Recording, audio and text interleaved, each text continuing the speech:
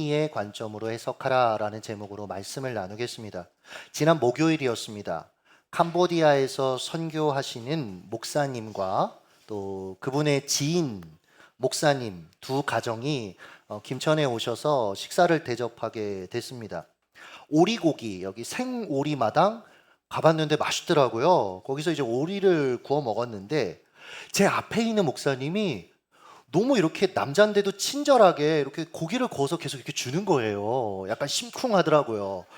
되게 친절하다, 되게 자상하다, 이제 이런 마음이 있어서 제가 약간 좀 감동을 받아서 그 옆에서 식사하고 있는 사모님들 테이블에 이제 이런 얘기를 했습니다. 그분 아내한테. 사모님 너무 좋겠어요. 세심하게 고기 구워주는 남자하고 사시니 얼마나 행복하세요? 그랬더니 이 사모님이 약간 정색 비슷하게 하시면서 이렇게 얘기하셨어요. 네, 고기만 잘 구워요. 이후 대화는 제가 말을 잘못 꺼냈어요. 남편들이 집에서 얼마나 못하는지 사례 중심으로 간증하는, 돌아가면서 간증하는 방향으로 흘러갔습니다. 자매들이 남편을 분석하는 얘기를 이렇게 귀에서 옆에서 듣는데 제가 그렇거든요. 우리 사모님들도 한 달에 한 번씩 북스터디를 하는데 그러고 나면 후폭풍이 있습니다. 그 이병준 목사님 요즘 제가 굉장히 경계하는 인간인데 저희가 지금 다 피해보고 있어요. 이병준 목사님을 봐라. 출근 전에 이렇게 다 하는데 네. 근데 이런 거 했어요.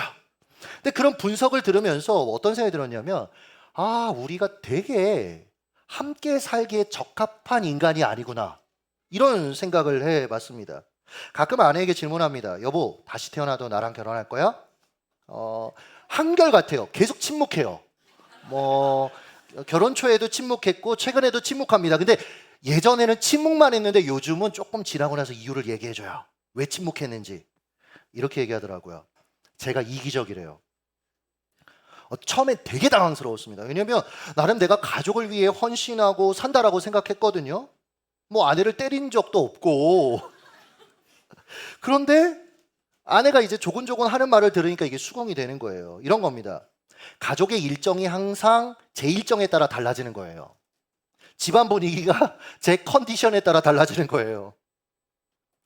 그러니까 우리는요, 생각해보면 남보다 자기를 더 사랑하는 존재이기 때문에 자기를 객관적으로 못 본다고요. 내 노력, 내 선한 의도 이런 것만 부각돼서 보이는 겁니다. 그러니까 나는 이만하면 괜찮은 사람인 거예요. 내 세계 안에서. 근데 그게 상대가 볼 때는 착각인 게 되게 많다라는 거죠. 우리는요, 생각보다 함께 살기에 적합한 사람이 아니에요. 우리 예지 지사님, 백 지사님이 너무 좋지만 그쵸? 아니에요. 자, 넘어갈게요. 함께 살기에 적합한 사람이 우리는 아니에요.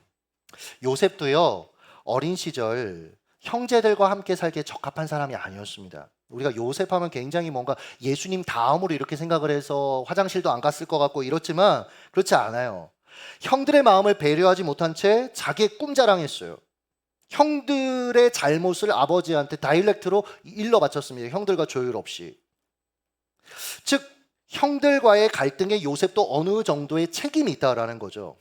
물론 그렇다고 해서 살해 위협을 받을 정도는 아니었고요. 노예로 팔려갈 정도는 아니었습니다. 형제들의 행동을 두둔할 마음은 없지만 좀 분석적으로 접근해 보면요. 요셉과 그 형제들은 역기능적인 가정에서 태어나서 자랐습니다. 아버지 야곱이라는 사람이 남편으로서 아버지로서 마땅히 해야 될 역할을 제대로 하지 못했어요. 여러분 이게 되게 중요하거든요. 내게 주어진 하나님 주신 역할을 잘 감당하는 거 이거 정말 중요해요. 근데 그걸 제대로 하지 않았어요. 그는요 이런 바람이 생겨요. 만약에 야곱이 좀 젊을 때 제가 만났다면 하나님 앞에서 가정을 어떻게 세우는지 남편으로서 아버지로서의 필요한 공부들을 좀 이 사람은 했어야 된다라고 제가 조언해주고 싶다. 그런 아쉬움이 있어요. 저 자신에게도 마찬가지고 여러분도 아마 그런 아쉬움들을 느낄 겁니다. 그의 가장 큰 실수는 사랑하는 여자와 결혼하기 위해서 사랑하지 않던 여자와 먼저 결혼한 것이죠. 그래도 결혼했잖아요. 그럼 두 여자, 그렇다고 여러분 두 여자를 옹호하는 게 아니라 두 아내를 두라 이런 얘기를 하는 게 아니라 그 상황 시대 안에서 둘과 결혼했으면 두 사람한테 다 잘해야죠. 그러나 야곱은 사랑하는 여자 라헬만 집중적으로 사랑했고요. 그녀가 낳은 자식인 요셉만 사랑했습니다. 편애. 남편의 일방적인 편애, 아버지의 일방적인 편애를 경험한 또 다른 아내였던 레아와 그녀에게 태어난 나머지 자녀들의 마음은 어땠을 것 같습니까? 이 관점으로 요셉이 형들의 잘못을 아버지에게 일러바쳤던 사건을 재해석해 보세요. 그들에게 이 일은 굉장히 아프고 화나는 일이었을 것입니다. 왜냐하면 자라는 내내 아버지의 사랑을 갈구했어요. 왜냐하면 자녀들이 아버지의 사랑을 갈구하잖아요. 제가 하은이를 안고 있으면 이음이가 달려옵니다. 비집고 저를 비키라고 합니다. 왜요? 그게 우리가 아버지로부터 사랑을 받고자 하는 마음 아닙니까? 그러니까 아버지의 사랑을 갈구했어요. 근데 자기들 사랑 안 해요. 요셉만 사랑하는 거예요. 아버지의 사랑을 빼앗은 저놈, 그놈 때문에 우리가 지금 사랑을 못 받고 있어라는 어떤 피해의식이 작동한 거예요. 그 상황 속에서. 게다가 아버지가 자신들의 잘못에 대해 이제 듣고 나서 불같이 화를 냈겠죠. 아버지의 사랑이 점점 나로부터 멀어져 가는 어떤 그런 절망감을 느꼈을 것입니다. 야곱의 두 번째 실수는 사랑하는 여인 라헬이 막내 베냐민을 낳다가 죽은 이후 벌어집니다. 슬프죠. 사랑했는데 먼저 세상을 떠났어요. 얼마나 슬프겠습니까? 그러나 남겨진 가족들이 있잖아요. 그럼 정신 번쩍 차리고 남은 사람들을 챙겨야 하는데 야곱은 시리에 빠져서 방황합니다. 굉장히 오랫동안. 그의 유일한 출구가 무엇이었는지 아십니까? 무관심. 그 뒤로는 모두에게 무관심했어요. 생각해 보세요. 형제들에게 아버지가 가장 필요한 시기였습니다. 그때는. 특히 엄마를 잃은 요셉에게는 더욱더 보호자가 필요했습니다. 물론 라헬을 닮은 요셉을 다른 형제들보다 더 편애하고 사랑하긴 했어요. 챙겨주기는 했어요. 가끔 아이들이 너무 사랑스러우니까 제가 애들을 이렇게 안으면서 여보 우리 하음이 이미 너무 예쁘지? 이렇게 물으면 저희 아내가 뭐라고 말하는지 아십니까? 예뻐만 하면 뭐해? 애들하고 놀아줘야지. 야곱도 요셉을 예뻐만 할 것이 아니라 형제들과 관계를 잘 맺도록 조언도 해주고 형제들의 마음도 살펴줬어야죠. 그러나 그는 그렇게 하지 않았습니다. 아버지로서의 역할을 하지 않았어요. 사실상 자녀들의 모든 관계들, 그 마음들은 방치된 상태였다는 거죠. 그 틈에 자녀들 사이에 끔찍한 일이 벌어졌던 겁니다. 지금 내가 느끼고 있는 어떤 불편함, 분노, 이런 감정들, 아버지의 사랑에 대한 갈망을 건강하게 해소하는 방법을 몰랐던 이 요셉의 형들 어떻게 해요? 동생을 살해하려고 했어요. 그리고 동생을 아버지와 격리시키기 위해 노예 상인에게 팔아버립니다. 이 과정을 겪으면서 요셉은 또 어떤 마음이었을까요? 사람이 겪는 일 중에 가족 혹은 가까운 사람에게 당한 고통은 굉장히 쓰라리고 아프고 오래갑니다. 이 상처의 대부분이 우리가 아직 어린 시기에 당한 일이었기 때문에 믿었던 사람들과의 관계에서 벌어진 일이기 때문에 더 아픈 거예요. 우리는 여러분 그때 어렸습니다. 스스로 지킬 방법을 몰랐고 가해자들은 우리에 비해서 힘이 셌고 훨씬 컸어요. 결국 그들의 말과 행동이 나를 규정하는 자원이 되기도 했죠. 멍청한 놈들, 쓸모없는 놈. 아니요. 우리는 하나님이 만드신 작품입니다. 우리는 하나님의 자녀입니다. 우리는 하나님 나라의 가능성입니다. 자, 세월이 흘러서 요셉이 모든 어려움을 하나님의 은혜로 이겨내고 이집트의 총리가 되었어요. 사람이 성공하면 제일 먼저 생각나는 게 가족 아닙니까? 아버지 잘못한 거 없으니까 자기 사랑해 줬으니까 이 아버지만큼이라도 좀 찾아가거나 아니면 편지를 통해서 자기가 살아있다고 소식을 전할 법한데 그러지 않았습니다. 왜요? 아픈 과거를 들춰내는 게 아프거든요. 그래서 그냥 과거에 묵혀두는 게 낫다라고 판단한 것 같습니다. 그러나 여러분, 해결되지 않는 상처는 불쑥불쑥 내 삶에 나타나 나와 주변을 괴롭힙니다. 요셉이요 22년 만에 형제들과 재회했던 장면을 여러분 잘 읽어보면 너무 재밌습니다. 형제들이 이제 이 기근의 때에 식량을 구하기 위해 이집트로 몰려든 수많은 인파 거기에 섞여서 줄을 기다리고 있어요. 근데 요셉은 먼저 알아차립니다. 순간 형제들과의 모든 일을 다 잊었다고 생각했는데 한 가지 이미지가 떠오르는 거죠. 살려달라고 구덩이에서 엉엉 울고 있는 자신을 향해서 낄낄거렸던 그 형들의 그 모습들. 요셉이 어떻게 했는지 아십니까? 히브리어 통역관을 불러요. 형들이 쓰는 언어를 쓰는 사람 불러요. 그리고 형들한테 쌀쌀맞게 말합니다. 너희 어디서 온 놈들이야? 아, 그게 저희는요 북쪽 가나안에서 왔습니다. 요셉이 그들을 노려보며 말했습니다. 나 니네 말 믿을 수 없어. 니네 첩자들인 것 같아. 니네 간첩들인 것 같아. 여봐라, 저 첩자들을 당장 체포해라. 형제들은 이 상황이 또 얼마나 억울합니까? 처음 본 사람이 자기를 첩자로 모는데 한편으로는 죽음의 위협도 느꼈을 거예요. 왜냐면 말 한마디면 자기들은 소리 소문 없이 여기서 끝나는 거거든요. 그들은 순식간에 체포돼서 감옥에 던져졌습니다.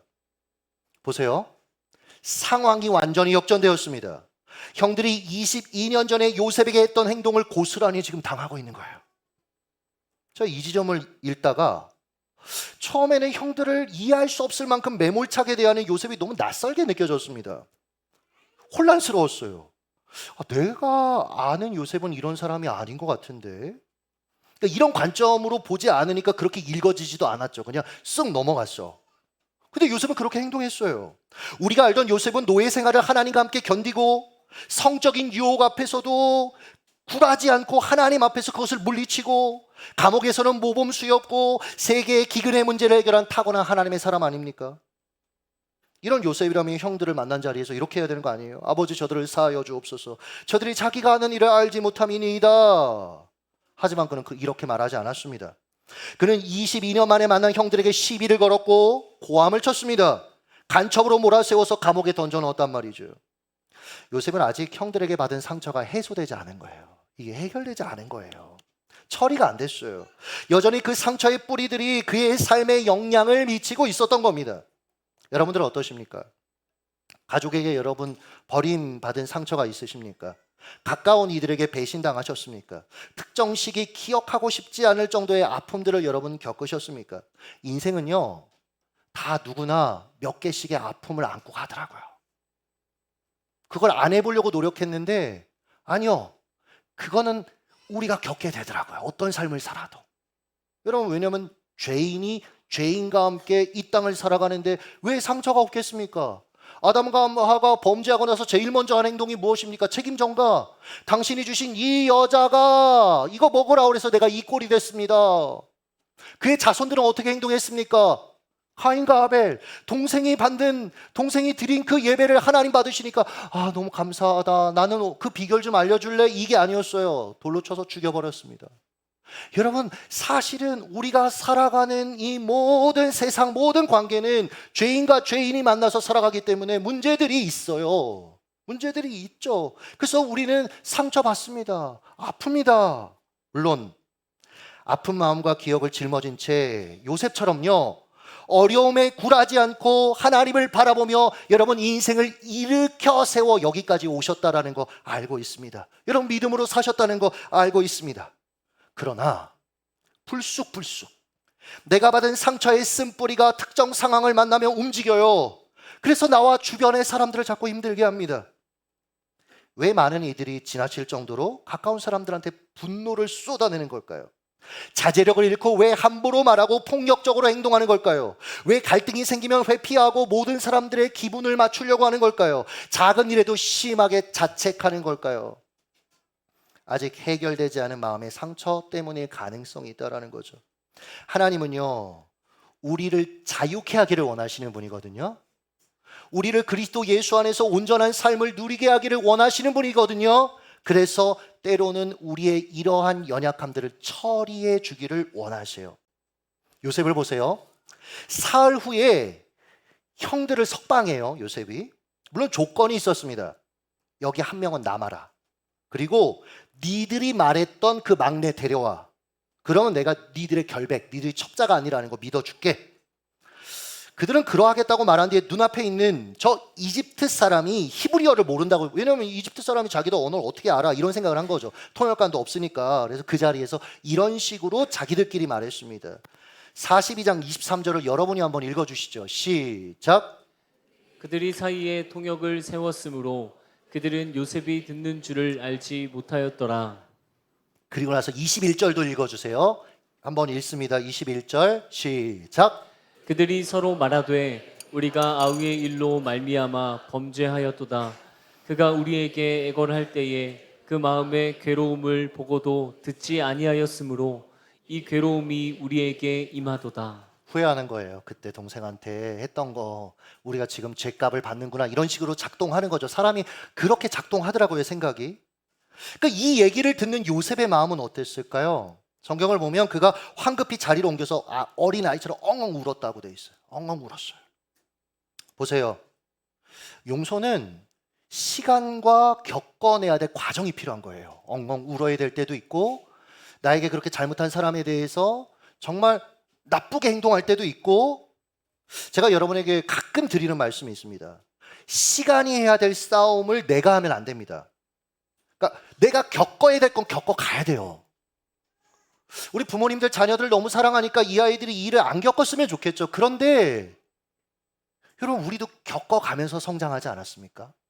우리도 겪어가면서 사람으로 성장해 가지 않았어요? 저희 하은이가 제가 보기에는 굉장히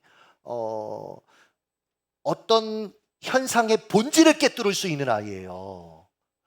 근데 그게 잘 다듬어지지 않았을 때는 어떻게 작용하냐면, 그러니까 예전에 저를 봐요. 그러니까 뭐 이런 거예요. 요번에도 이제 새가족 신방을 갔는데, 새가족 신방이잖아요. 처음 담임 목사님하고 만나서 예배하는 자리 얼마나 좋은 자리예요. 근데 저희 아이가 그 새가족 아이도 어린 아이였는데 걔가 장난감을 이렇게 가져 놀다가, 왜냐면 못 가져 놀게 할 수 있잖아요. 내 장난감인데 갑자기 오빠가 와서 가져 놀면. 그래서 안 된다고 했더니 얘가 뒤에서 이렇게 보다가 한마디 했어요. 뭐라 그랬더라? 뭐 지는 뭐 그것들을 이렇게 하면 우리 걸 가져 놀려고 하면서 왜 너는 그런 식으로 딱 얘기하는 거예요. 통찰이죠.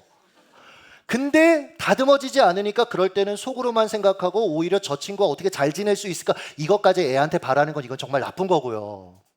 그런데 우리가 때론 그렇게 생각하잖아요. 아이, 나처럼 그렇게 실수 안 했으면 좋겠어, 그런 말 안 했으면 좋겠어. 그래서 제가 얘를 집으로 데리고 와가지고 이놈의 쉬기 이러지 않았어요. 왜냐면 아이가 겪어야 될 과정이니까. 대신 제가 그 얘기는 했어요. 아마 그럴 때 한 번 더 생각은 해봐. 상대가 내가 이렇게 말했을 때 이것도 뭐 못 알아들을 거예요. 그러니까 과정인 거죠. 겪어내야 될 과정인 거죠. 마찬가지입니다. 요셉도 그런 과정을 겪었다라는 거죠. 우린 자꾸 성경을 통해 완성된 성경의 인물들만 보니까 자꾸 자신한테, 다른 사람한테 자꾸 강요합니다. 그렇게 살라고. 그들도 과정이 있었다니까요. 그러니까 여러분, 그 과정 속에 자신을 너무 자책하지 마세요, 여러분. 그 과정이 있어야 그리스도 예수 안에 온전하게 되어 가는 겁니다. 예수님이 우리를 구원하시자마자 완전히 우리가 변화된 존재가 아니잖아요. 예수를 믿으면서 성화되어가는, 변화되어가는 과정이죠. 그렇게 자신을 봐주고 상대를 봐줄 필요가 있다라는 거죠. 자, 형들은요, 급히 아버지의 집으로 돌아갑니다. 아버지에게 전후 사정을 이야기한 뒤에 막내 베냐민을 데리고 이집트로 돌아가겠다고 말해요. 그런데 이 아버지 야곱의 반응을 한번 보세요. 창세기 42장 36절. 여러분이 자녀라고 생각하고 아버지의 발언을 한번 읽어보겠습니다. 시작. 너희가 나에게 내 자식들을 잃게 하도다. 요셉도 없어졌고 시므온도 없어졌거늘 베냐민을 또 빼앗아 가고자 하니 이는 다 나를 해롭게 함이로다. 와, 이게 아빠가 이 상황에서 할 말이 아니잖아요. 자식 하나는 지금 감옥에 갇혀 있고 지금 얘들도 다들 벌벌 떨면서 왔을 텐데 그 마음들 진정시키고 위로하는 게 먼저잖아요. 근데 자기 아픔이 보이고 자기 아픔 말하기 바빠요. 신세한탄하고 있습니다. 야곱은 여전히 자기 과몰입에 빠져 있는 사람이었어요. 이기적인 사람이었어요. 사실은 우리의 모습이죠. 지켜보는 자식들이 얼마나 지치고 힘들었을까요? 와, 우리 아빠는 어떻게 편한 게 하나도 없냐? 이때 여러분, 유다가 나서요. 이게 굉장히 이례적인 일입니다. 자신이 베냐민을 이집트로 데려갔다가 무사히 데려올 테니까 믿어달라고, 만약 데려오지 못하면 그 모든 책임을 내가 덤탱이를 짊어 쓰겠다고, 고스란히 감당하겠다고 말합니다. 어느 공동체나 문제가 생겼을 때 누군가 먼저 책임지겠다고 나서면 문제가 힘을 잃어요. 갈등이 힘을 잃어요. 반면에 누가 책임 안 지나? 눈치 보고 있고 책임 전가하고 있으면 결국 원망과 불평이 힘을 얻어서 더 큰 문제가 되더라고요. 그 공동체는 불행해지더라고요. 그런데 이 유다가요, 먼저 책임지겠다고 나선 이 유다가요, 원래 이런 멋진 인물이 아닙니다. 22년 전에요, 요셉 할 때 가장 앞장서서 그 일들을 처리했던 나쁜 놈입니다. 그런데 유다가 변했어요. 우리 유다가 변했어요. 이유가 무엇입니까? 하나님이 22년 동안 시간 안에 그를 다루셨어요. 유다에게는 아들 셋이 있었는데 이 첫째하고 결혼한 여자의 이름이 다말입니다. 며느리죠, 다말. 근데 아들이 일찍 죽어버려요. 그 당시는 여러분 씨족 사회고 인구가 많지 않았기 때문에 그렇게 되면 어떻게 하냐면 둘째하고 다시 이 며느리를 결혼시킵니다. 근데 결혼했는데 이 둘째도 자신의 어떤 실수로 인해서 결국 죽임을 당해요. 그러면 자식들이 하여튼 뭐 잘못이든 뭐든 결국 자식들이 죽은 건데 이 유다는 어떻게 생각하냐면 다말이 불길한 여자야. 쟤하고 결혼해서 이렇게 된 거야 해서 셋째한테 시집 보내지 않습니다. 셋째를 주지 않습니다. 차일치필 미뤄요. 그냥 조금 있다가 결혼하자, 조금 있다가 결혼하자. 시간이 흐릅니다. 유다의 아내가 죽습니다. 쓸쓸하죠. 그 쓸쓸한 마음을 삼킬 길이 없었어요. 어느 날 이 다말이, 이 유다도 웃기고 다말도 웃긴데 이게 인생의 모습인 것 같아요. 다말이 매춘부로 변장해서 유다에게 접근합니다. 둘이 하룻밤을 보내요. 그리고 이후에 다말이 임신했다는 소식이 들립니다. 유다가 열이 받아요. 이 부정한 여자. 그래서 죽일 기세로 죽이려고 진짜 부릅니다. 신문합니다. 너 그렇게 부정한 짓을 저질렀어? 다말이요, 자기가 성매매할 때 담보로 맡겼던 지팡이하고 목걸이를 쑥 내미는 거야. 그러니까 다말의 뱃속에 있는 건 자기 자식인 거예요. 일로 그가 가족들에게 공개적으로 망신당합니다. 자기 죄의 발목이 잡힌 거죠. 인생의 아이러니 아닙니까? 야곱을 속였던 요셉 짐승한테 물려서 죽은 것 같아요. 이 옷자락만 발견했어요. 아버지 야곱을 속였던 유다는 자신도 며느리에게 속았습니다. 요셉을 함정에 빠뜨렸던 유다는 자신도 함정에 빠진 겁니다. 요셉에게 굴욕을 주었던 유다는 자신도 굴욕을 당했어요. 하나님이 유다의 잘못을 다루신 겁니다. 그리고 그가 회개하도록 이끄신 겁니다. 이 관점으로 봐야 창세기 37장부터 시작되는 요셉의 이야기에 38장 생뚱맞게 유다와 다말 스토리가 끼워져 있는, 그렇게 하신 하나님의 의도가 이해가 되는 거예요. 여러분을 억울하게 하고 아프게 한 이들에게 여러분 직접 복수하지 마십시오. 하나님이 그들을 다루실 겁니다. 이것을 인생의 전 과정에서 깨달은 요셉이 훗날 이렇게 말했어요. 창세기 50장 19절 같이 한번 읽습니다. 시작. 요셉이 그들에게 이르되 두려워하지 마소서 내가 하나님을 대신하리이까. 나 심판자 아니다. 하나님이 심판자시다. 심판은 하나님 하실 거니까 난 하나님 대신하지 않겠다. 용서는 상대의 잘못을 그냥 넘어가 주는 거 아닙니다. 아무 일도 없었다는 듯이 행동하는 것도 아닙니다. 하나님이 심판하실 것을 믿기 때문에 하나님의 말씀에 따라 우리는 용서하는 거예요. 우리는 그저 용서를 통해 과거를 끊어내고 미래를 향해 하나님 허락하시는 그 소망의 날개를 달고 나아가는 것입니다. 자, 형제들이 베냐민을 데리고 요셉 앞에 다시 서요. 요셉이 그들을 저녁 식사에 초대했는데 뭐 즐겁게 먹고 마셔서 분위기 좋았어요. 게다가 형제들이 가져온 그 곡식 자루에 곡식을 가득 넣어줍니다. 물론 베냐민의 자루에는 자기 소중한 잔 하나를 쑥 집어넣어요. 숨겨두게 해요. 그리고 형제들이 이제 왕궁을 뭣도 모르고 빠져나가는 찰나에 군대를 보내서 그들의 길을 막고 자루 탁 검문한 다음에 거기서 자기 잔 있다, 니네 은혜를 지금 이런 식으로 갚을 거야 하면서 도둑으로 모읍니다. 보세요. 요셉이 계속 오락가락해요. 잘해주다가 갑자기 윽박지르다가 이상해요. 요셉 안에 두 마음이 싸우고 있는 겁니다. 형들에게 복수하고자 하는 마음과 용서하고자 하는 마음, 형제들을 받아들이고자 하는 마음과 형제들에게 받은 그 상처로 인해 밀어내고 싶은 마음들. 이 과정에 여러분 우리가 성경으로 보니까 그냥 그렇구나 하지만 1년 정도 걸렸어요. 주거니 받거니 하는 게 1년 정도 걸렸어요. 즉 누군가를 용서한다는 건 그리 간단한 문제가 아닙니다. 하루아침에 되는 거 아닙니다. 용서한다고 해서 그가 내게 했던 그 짓이 더는 생각나지 않고 그런 것도 아닙니다. 기도하며 그와 잘 해보려고 마음 먹다가도 얼굴만 보면 화가 나기도 해요. 요셉 이것을 겪었던 겁니다. 그래서 오락가락 자꾸 형제들을 힘들게 하는 거예요. 저는 이 말씀을 준비하다가 좀 위로가 되더라고요. 나만 그런 게 아니구나. 나만 그런 게 아니구나. 요셉도 용서에 서툴렀구나. 삶의 과정을 통해서 용서를 배운 거였구나.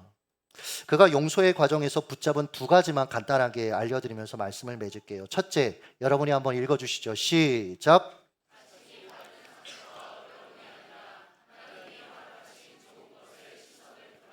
네, 여러분이 받은 그 상처와 어려움이 아니고 하나님이 지금 내게 허락하신 좋은 것에 집중해 보셨으면 좋겠어요. 요셉이요, 형들과 마주친 그날 복잡한 신경으로 퇴근했을 거라고 저는 상상을 해봐요.